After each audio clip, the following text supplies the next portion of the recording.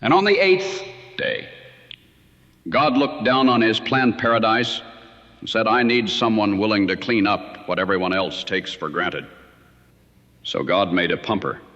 God said, I need somebody willing to rise before dawn, fire up a diesel, drive 2 hours to a job that smells worse than sin, work all day knee-deep in mud and worse, then roll back home long after dark, only to get up and do it again. So God made a pumper. I need somebody with hands strong enough to wrangle a 4-inch hose and yet gentle enough to pat a customer's old dog on the head. Somebody to crawl under trucks, patch leaks, and rebuild a pump with nothing but duct tape, grip, and prayer.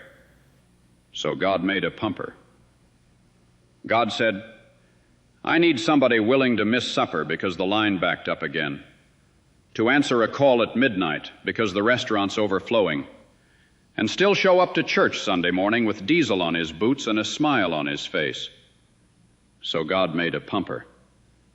I need somebody who can read the sound of a pump by ear, feel a clog through the hose, and know just how far he can back that truck before he's buried to the axles. Somebody who can fix a broken fitting with a crescent wrench, a piece of wire, and pure determination. So God made a pumper. God had to have somebody willing to brave the cold wind and summer heat, to wade through the thick of it so others can live clean. Somebody who sees the worst of what people flush away and still takes pride in making it right. So God made a pumper.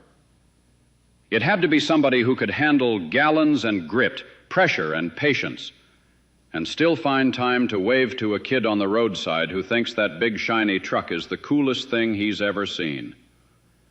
Somebody who'd fix what's broken, keep things flowing, and make sure the world keeps turning, one tank at a time.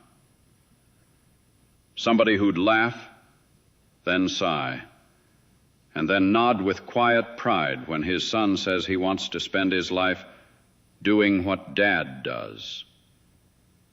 So God made a pumper.